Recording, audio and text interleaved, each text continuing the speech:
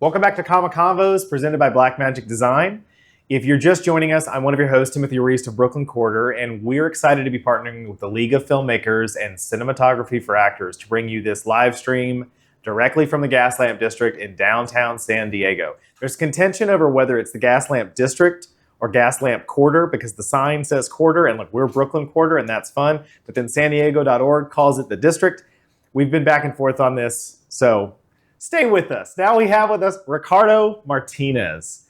Ricardo is a filmmaker, comic book writer, editor, and colorist. He's cut and finished content for clients like Disney, Hulu, and HBOMax, and is on the board of Unidos, the NBC Universal Latino Employee Resource Group. He's the creator of Tales from the Border comic series and co-founder of Latin horror writers group, the LatinXorcists. Today, Ricardo is excited to announce that the LatinXorcists are publishing their first comic book, The Halloween Club, by Gerardo Maravilla and Anastasia Longoria. Welcome to Comic Convos, Ricardo. Thank you. Yeah, this is great. Thank you. Pleasure to have you here. We're like, No. Over the spiky plant. No, this is great. This is actually, y'all can't see this, but this is a really swanky place. Thank you for having me in here, for sure. The production design is like really good. I dig it. Thank you for having me on the show. Yeah, so first I want to talk to you about which Comic-Con is this for you? How long have you been coming to Comic-Con? This might be the 9th or 10th Comic-Con I've been at. I've been coming. So I skipped a little bit, but I think the first one I came here was 93. Okay. So then I went to college, so there was a little bit of time in between there when I was too cool for Comic-Con. But I started coming here in 93, and it wasn't even the whole hall. Hall H wasn't a thing. I think it may have just been like one hall. It was amazing. Yeah, I loved it. We could meet people, talk to Robert Liefeld, Yeah, would you say that I know now it's like a gigantic sort of contraption that's all over the city, but did you feel like the energy was still the same when you were coming back in 93? Because back then it would have been way more heavily comic books, right? It would have it was totally different. In a good way, not in a bad way. There's still some of that energy now, especially lately, post-COVID. I think people are excited to come back and look at comic books.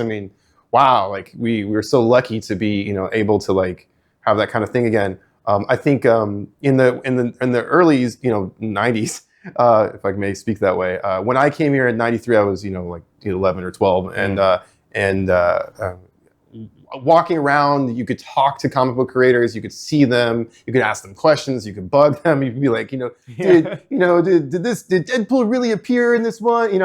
Something like that, and act like a weirdo. But I think what was great about that was you could also just be like, hey, here's my drawing, what do you think? Yeah. And that's what I did. Honestly, I would just walk around with a portfolio. I was kind of like a wannabe, that was my career path, was being a comic book artist. Yeah. And so I had a portfolio, walk around, got a lot of great insights, and almost pursued a career as an illustrator for comic books at that time. So the vibe back then was great because you could just grab anybody, you could see anybody. I probably, I remember seeing movie stars being here, kind of incognito. Yeah. So it was a wild experience, but it was a lot of fun too. I love it right now. I do think it's great. I think it's a little too many people sometimes. I prefer WonderCon, to be honest. Still love San Diego Comic-Con. Saturday's a little intense. Saturday is a little intense. The heat's, and it's a little too hard to get into some things. I think some of these companies make it a little bit more fun for the average person, personally. Yeah. But I still have a great time. I still love all those experiences, the events and the swag, and I wish I could talk to more comic book artists again.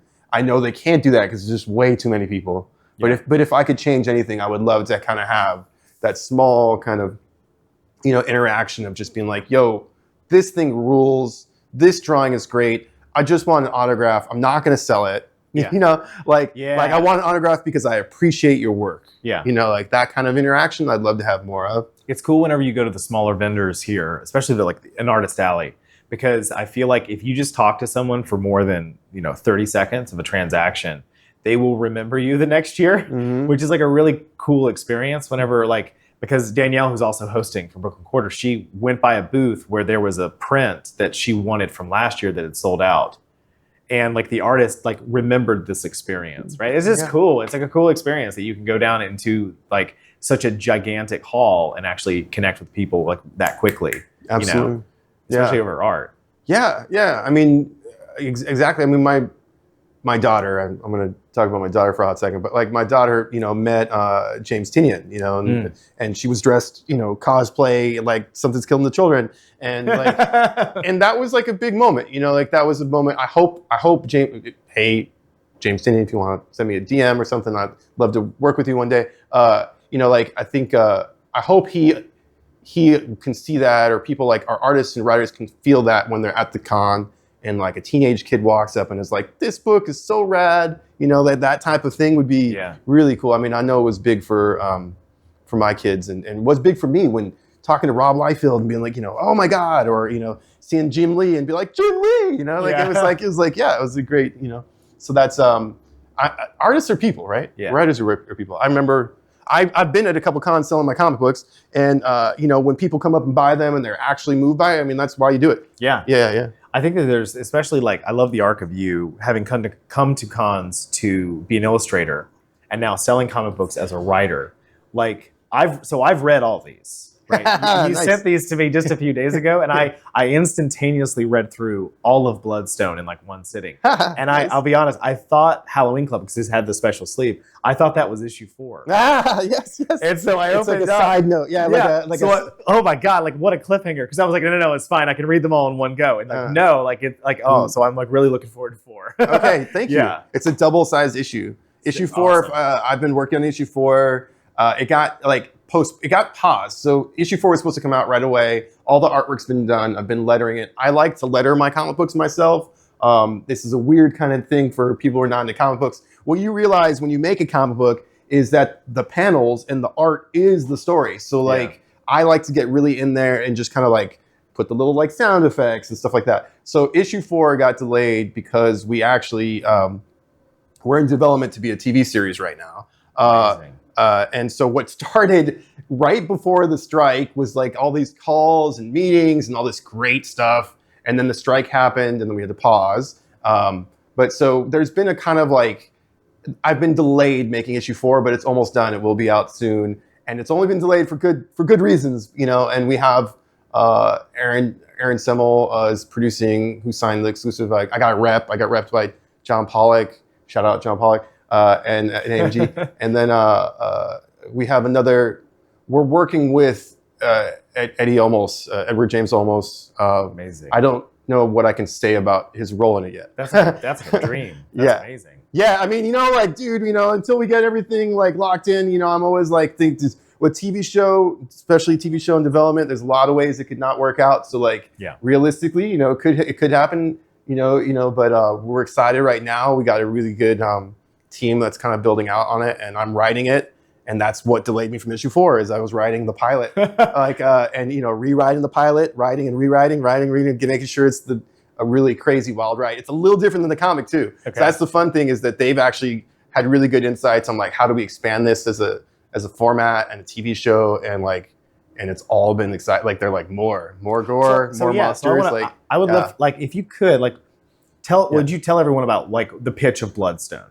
Yeah, I mean, Bloodstone is essentially, it's Tales from the Crypt meets the X-Files set at the border, set in the world of all the crazy stuff. It's the idea of a secret organization that investigates unexplained cases along the periphery of the United States. So like, what happens when a Border Patrol officer sees something late at night, and can't explain it, like what happens when, somebody, when he sees a creature that he's never seen before, where do those files go? Yeah. We have thousands of men stationed, all around, including the Canadian border, and they see things they can't explain sometimes, and in those lonely nights. And those lonely nights. Yeah. And where do those reports go, and how do we deal with them? The suspense files that are there, and also the waterways. There's we have thousands of men that are on ships that are. It's an incredible world, and so. Yeah, I mean, I always wondered that, like, what would happen, but it also kind of imagines a world in which there's more than what we see, that's going on. That maybe these weird occurrences have a reason. Maybe there's like a balance. I mean, I don't know. This is kind of the bigger, broader strokes of the idea of the thing, and then who would go and investigate those? Yeah, and I love the play on the thing I loved about reading it. I'm not going to give you any spoilers because it's like great.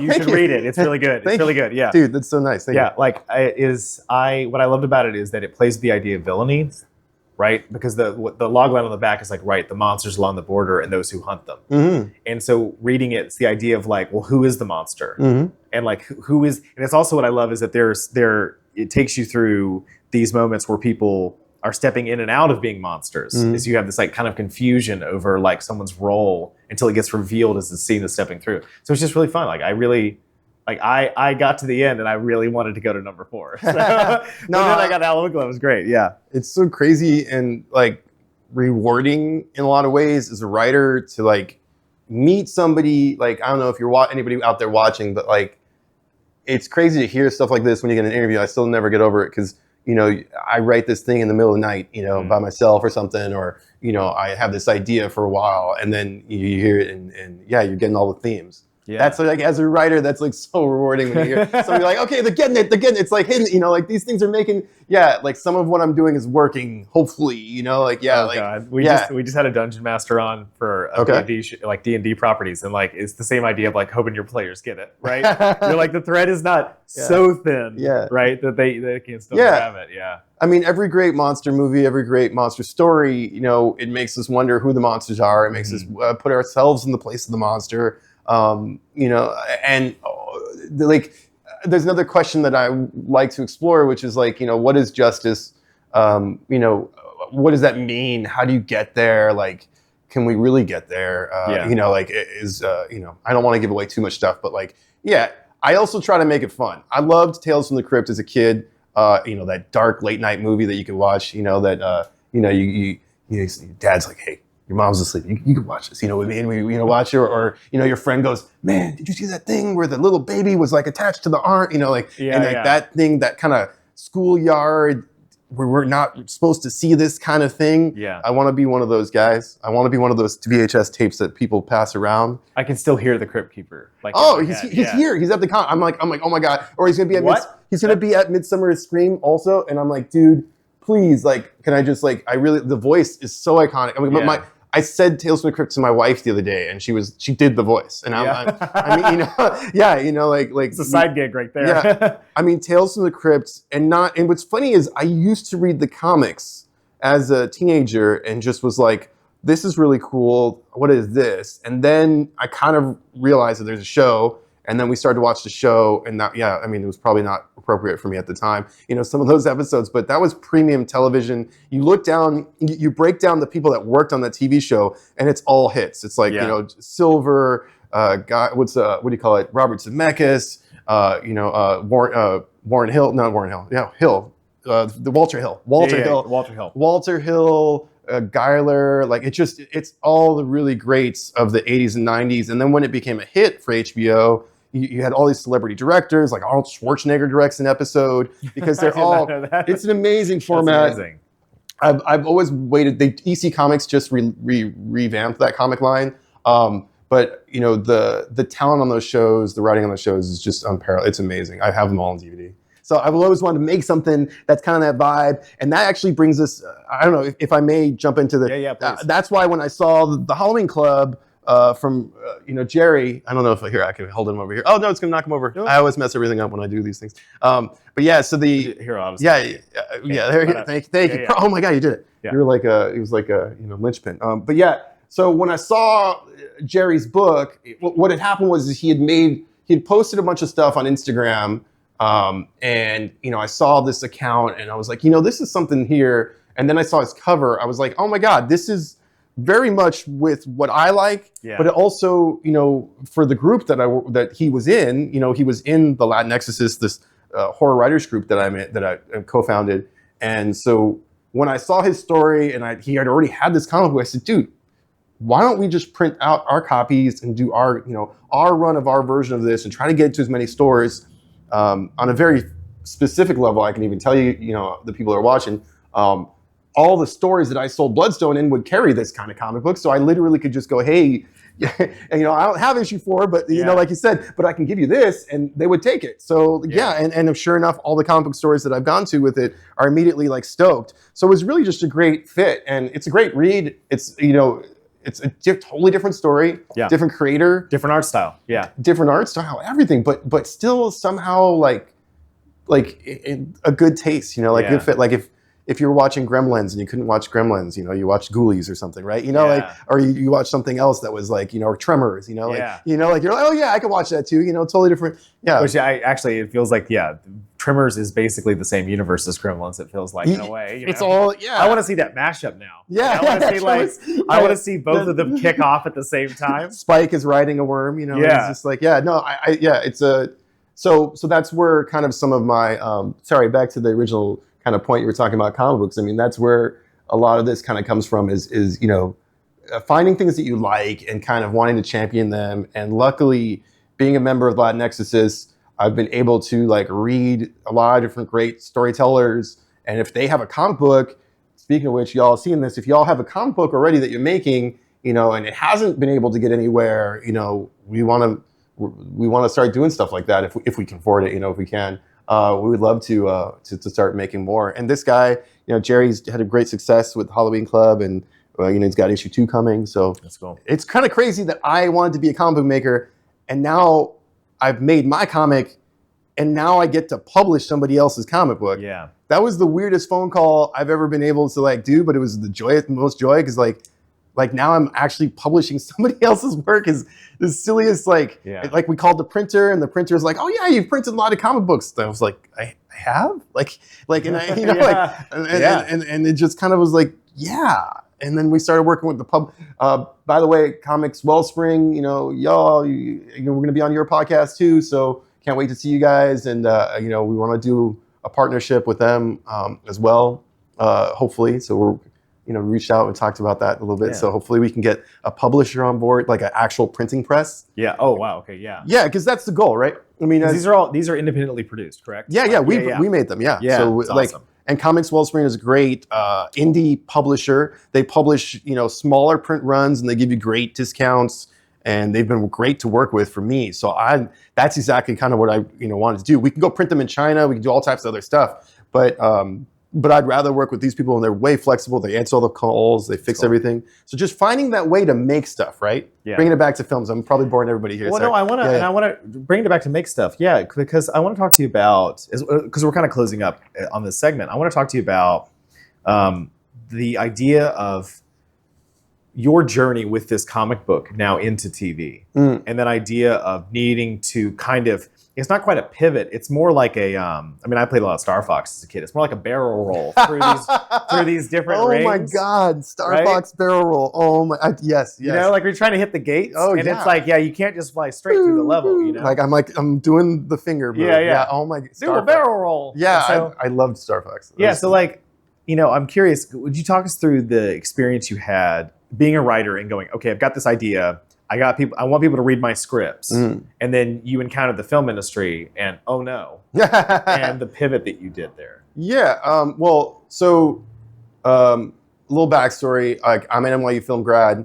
I got in. I lived in New York for like 14 years. So okay. Yeah. I love the film school there. I did not know that. It's a reveal. But yeah, I did. So I was working. I graduated NYU film back when I graduated in the ancient times. I had a short film and I had a bus ticket, and that was congratulations. Wow. And you know, like nowadays, there's a lot more like integration, you know, from the film school into the industry. That's awesome, but we didn't have that when I was there. So I got a job as an editor, and I worked immediately because I had to pay my bills on television shows. So I would work on TV shows, but I'd never have a chance to pitch because as an editor, that's actually kind of a weird thing to do when you're in the edit bay. You're supposed to work on somebody else's shows and television. You're supposed to be focused. So I had all these ideas, but I didn't really have a place to take them.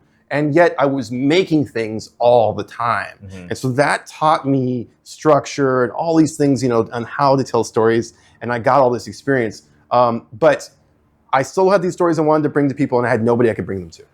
So how do you solve the problem? Well, you can't hand a script to a producer. You really shouldn't. It's a legal thing, all this stuff, right? You literally cannot do it. But I could hand them a comic book. Yeah. And I loved comic books. And if I could hand them drawings or storyboards, which I did, believe me, I did that too. So how big were the storyboards? Well, they were like a one page, or like were you like no, over? Okay, they were like printed on the company printer, probably. Okay. Like I would draw them on like an iPad or like hand draw them, and then I would make a couple of sheets and then I'd fold them, and I'd be like, hey, what do you think? And they'd be like, wow, this is pretty good. You should make a comic book. Yeah. And so and that's kind of the genesis of the comic book. And then through that process, I applied to everything, Sundance. I did the NALEAP and the Sochi. I did all the fellowships applications I could do. And really, at that time, and this may not be true now, horror was not something that was necessarily championed. Yeah. A lot of the scripts that got chosen for those programs were not horror scripts. And so I was like, okay, I got to just make something. I got to be able to show this. I don't want to have a PDF script that's just going to get emailed around and die. Yeah.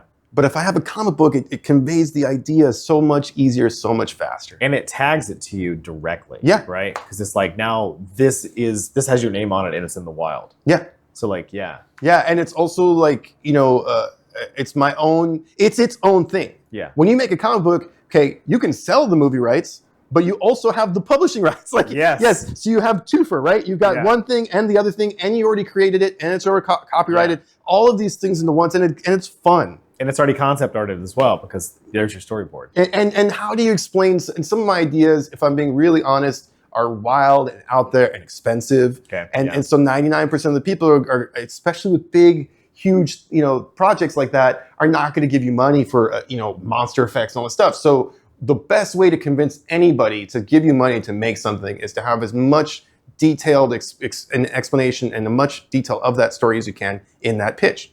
So, yeah. So it kind of, all of these things are in my head of why I want to make the comic book. I hired an artist through Kismet. I met this Mexican artist who's amazing. Oh my God, I almost called him Alfredo. Alfonso. He instantly understood stuff. He brought ideas to the table as a Mexican that I wouldn't think of. He's like, different stuff. So little details I thought were great. And then it took a while, but we made the first issue. And immediately having that first issue, I walked into comic book stores. For some, there's comic book distribution that you have to get through. Yeah. At that time, it's another gatekeeper. It's like, but you know what? And I'm in some ways I'm thankful for this shakeup that's happening in this comic industry. Some of you may know or not, but like the main distributors have had this kind of chokehold on what gets into comic shops, and that's changing. And I don't want to call them out because but that's changing a lot too. A lot of comic book shops are they love indie stuff. Yeah. They love it when you're the one that's making it, walking on the streets and handing it to them. If you have a comic book that only you have and you bring it to them, I mean, now they have something that is not, it's a rare item, Yeah. So I made the comic book, and it was immediately like the most successful thing I've ever made. That's cool. I mean, and I've made short films that I worked 2 years on. They're great, but more people will see the comic book. I walk down the street, somebody sees the name, and they go, "What the heck is that?" And then I've seen people holding the comic book at Universal Studios. Oh, that's got to be crazy. Yeah, it was amazing. It was so cool. I've met writers that have been like, "Oh, I've read your work," and I'm like, "You read my work?" Like that. If you're an emerging filmmaker, emerging writer, you want people to read your work, even if they don't like it. They've read it. Yeah, they read it, right? So they know one point of reference. Even if it's bad, they know that you might get better. Who would have thought? The first movie may not be that great, but hey, man, the second one can be Get Out. Who knows? Especially with folks who haven't made comic books, because you've made something they haven't. Yeah. Sorry, I keep going on these tangents. This is perfect. As we get towards the end, one thing I want to ask you is, can you tell us about the kind of the work and the community collective that is the LatinXorcists? Yeah, absolutely. So in making, as a new writer, as a Latino writer, as a horror writer, it's hard to get people to read your stuff. It's hard to get people to read your stuff without representation. It's even harder if you don't know anybody, and it's even harder if that script turns out to be bloody, gory, or horror. I mean, I recently met a very powerful executive that says horror was not their thing. And I said, oh, okay, interesting. But they farm it. Yeah. So I went to a mixer for La Lista, which was a great podcast. La Lista, Ruben Mendiva, you're the best. for Latino. It's a podcast that highlights Latino writers in the industry. And I went to a mixer there, and we all had to introduce ourselves. And whoever said they liked horror, I wrote down their names. Yeah. And one of them emailed me as I was emailing all of them and said, his name was Jose Chavez. Hey, shout out Jose. And he said, hey, I want to do a writers group for horror, a horror writers group. And I had been working on Bloodstone.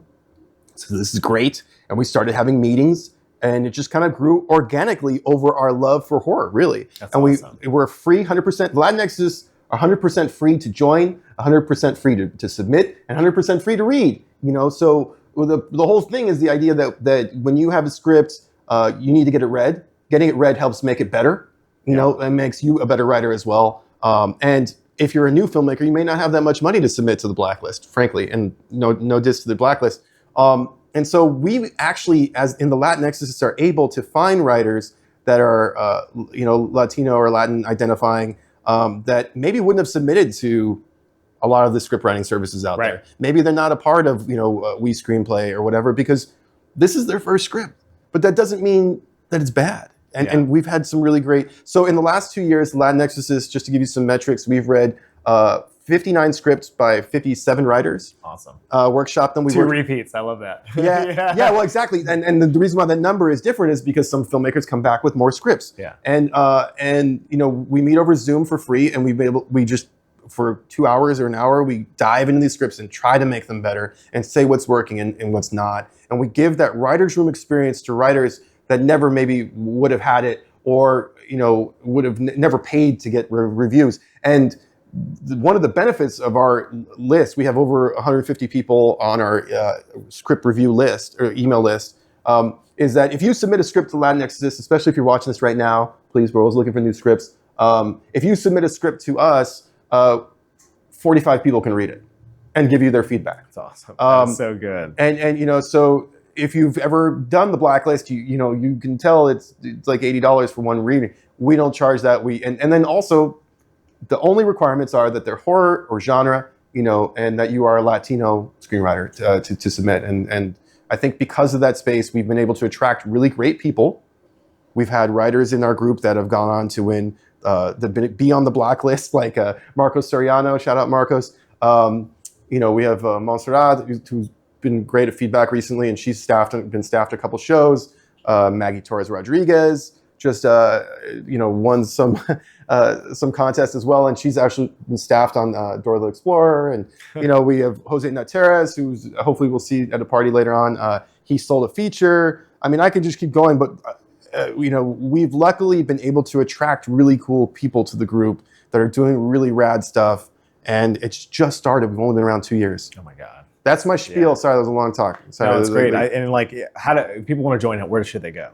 Latinx, you can DM us on Instagram at LatinXorcists, like if you're watching on the live right now, or you can always send us an email at latinexorcists@gmail.com. Go to the website latinexorcists.com, and hey, this is a little sticker if you want to see what they look like. I don't know if you can see it from here, but there you have. Yeah. You can see it'll be tiny. You got thumbs. Yeah, you got it. Yeah. But LatinXorcists. Yeah. And we all, we've been kind of punching in over our weight as far as the attention that we've been getting.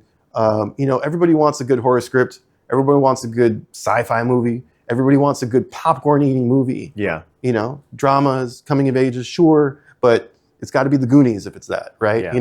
It's got to be something that's like a real high concept. And people want to make cool stuff. So we've been lucky, man. Yeah, I don't know. Cool. Yeah. I'm stoked to be here too. Also, we've gotten sponsors. Thank you, Blackmagic Design. I'm Hollyland. There's another Ceremonic USA. We're now going to start making stuff. We've already kind of started. We don't just want to write PDFs that get emailed around. Yeah. Hence the comic book. Yeah. Hence shorts that we're working on. So we're trying to just get out there and do stuff, man. Yeah. You're building like a production company now. Well, it's a a little bit collective. It's a production. Yeah. It's cooperative. Production cooperative. Yeah. My dream, is to be, something like that. I think that we're so many artists. I use this analogy. Do I have time for a little digression? Yeah. So I use this analogy for when I talk about our group, like the graffiti crew. Okay. Yeah. So I don't know. This is a rando comparison, but when I was young, I used to like graffiti writers. Right? I used to like graffiti, right? So how do you keep a graffiti writers together in a group? They're all individual artists. Yeah. They all have different goals, different styles.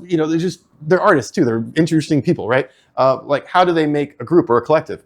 Well, they all have to get something out of it. Yeah. And they have to understand that the group is stronger together. Yeah. Like that being together gives them something. They're worth more together than separate. And that's kind of what the LatinXorcists, I hope, is for everybody that's in it. Is that by yourself, you're a writer. That's great. You are your own person. You have your own goals. But when you come with us, you get something out of that. You learn something. You pick something. You get ideas. We all there that we're stronger together. And that's kind of. That's awesome. That's a soundbite. Yeah, it's a soundbite. So, like one last brief thing before we go. No, yeah, it's all is good. there any ritual that you have when you come to Comic-Con? Is there any place you go? Any food you eat? Any any booth that you need to stop by? What kind of anchors you in the space whenever you arrive at Comic-Con? What anchors me in the space? Wow. So I'm trying to think of. I always get ice cream at some point in the day. You have to have ice cream. Is it hot? It is very hot. It's very hot. I always check out the Artist Alley. Yeah. I have to check out the Artist Alley. I do that generally first. I do go to a couple panels, but I have to check the Artist Alley just because there's always people there. That's kind of the goal for me, is to see the things I can't see other places. Yeah. I'd always go to there was a while when I would go to the Hasbro booth all the time just because I thought it was cool to like see all the toys. I love the Bandai booth. I always go to the Bandai booth. I'm trying to think of anything else that I have to do. I think I ride the train once, or at least once every trip. That's cool. I know this sounds silly, but it's highly air conditioned on that train, and it's way better to dodge the traffic to take the train. It's really convenient too because it stops you like right outside the convention hall. Yeah. I mean, you have to wait like 45 minutes for it to leave. Like this. The crossing guards are trying to stop people, and people just walk. Like it's just humans. Oh, I've seen so many near misses on that thing. Like Rick and Morty almost getting hit. But I think that So man, it's hard to like kind of pin down one thing that I do all the time. But I definitely do all that. I definitely have gotten better at like saying hi, I love your work to the people when I recognize them. I make a list. That is one thing I do. I kind of make a list mentally and then physically of the writers that I'm hoping, or writers or comic artists that I'm hoping to see, because they're there. Yeah. They're definitely there, and they're walking around, and with the idea that like I'm gonna say something to them. Maybe it's just a thank you. I loved that. Maybe it's just like, this is really rad what you're doing. Maybe it's, hey, I have something I'd love to give you too, but you can't always do that. But yeah, like I have this idea of like, just to at least thank them for the work that they're doing. And that's just fun for me. And if I got a chance to have them sign something, maybe, that's cool too. I try not to bother everybody. Good rule of thumb with Comic-Con is if you see somebody in the hurry, do not stop them. They're probably on the way to another panel. But yeah, you'd be surprised how many are really cool and nice, as long as you're nice and polite. Oh, rule. Actually, one thing definitely do every Comic-Con is I bring deodorant. Yes. You bring deodorant. Please. Ladies and gentlemen, the world would be better if you brought deodorant to the Comic-Con. Please. Why do they not sell it on the floor? Like, my God. This is a booth. Ocean, oh my God, Old Spice. Old Spice, where is your booth at the Comic-Con? Free deodorant. Do you understand how much money you would make? Or, if it was $1, you would sell 4 million. So that, and then I always bring deodorant. I always bring an extra t-shirt because of the aforementioned issue. I always bring a t-shirt and deodorant and lately gum.